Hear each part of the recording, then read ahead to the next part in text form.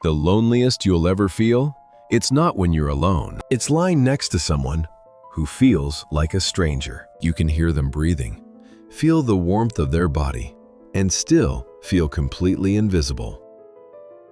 Because at least when you're alone, you're not pretending everything's fine. You're not sitting across from someone you love, wondering why you feel like you're talking to a wall. If you've ever felt more alone with someone than without them, this is going to make so much sense. Because you've been asking the wrong question.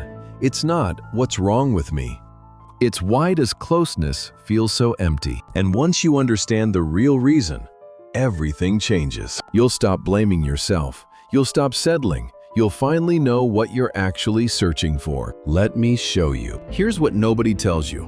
Being with someone is not the same as being connected to someone. You can share a bed, share a life, share everything, and still feel worlds apart. Because what your heart is actually craving isn't proximity. It's something deeper. It's called attunement. Attunement is when you share something real and they actually get it. You don't have to explain yourself. You don't have to perform. You can just exist. And they see you.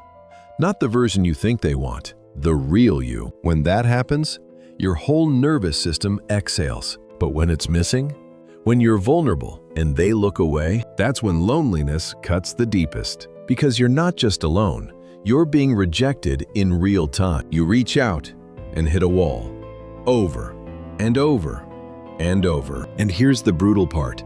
Your brain knows the difference. When you're alone, your brain isn't expecting anything. It's at peace.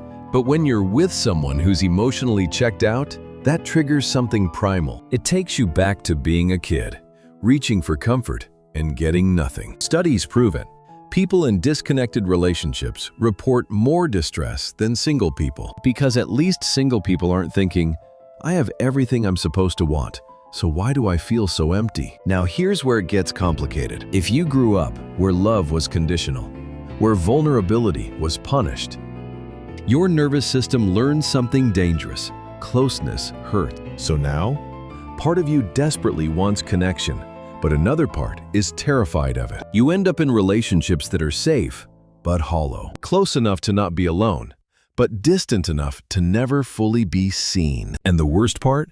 That distance might even feel normal, comfortable, because your nervous system is protecting you from the very thing you crave most, real intimacy. So how do you know if what you have is real, or just two people coexisting? Try this right now, the emotional presence test. Ask yourself, could I share something vulnerable with them right now, without editing myself? If I did, would they lean in with curiosity or pull back with defensiveness? When I'm with them, does my body relax or tense up? Your body knows the truth before your mind does. And sometimes we ignore that truth because we're scared of what it means. We stay in relationships that starve us because at least we're not alone. But here's what courage looks like. Tell them, not as an accusation, as a truth.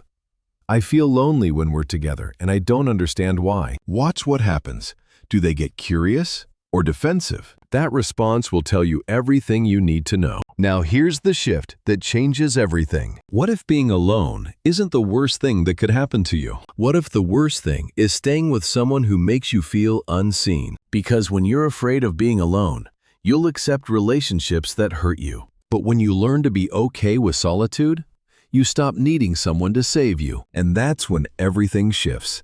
You stop settling. You start choosing. Quick reality check. If your bids for connection are constantly ignored, that's emotional neglect. If they make you feel crazy for wanting to feel close, that's not a communication issue. That's harm. So let me leave you with this. If you feel lonelier in your relationship than when you're alone, you're not broken.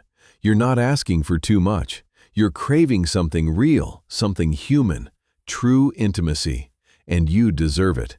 You don't have to settle for someone who makes you invisible. The right person won't make you feel lonelier. They'll make you feel more yourself, more alive, more home. Start by naming the loneliness. Start by reclaiming your solitude, because the more comfortable you are with yourself, the less you'll tolerate being unseen by someone else. You deserve to be met, fully, completely, without having to beg for it. And the people who can do that, They exist. Don't settle until you find them.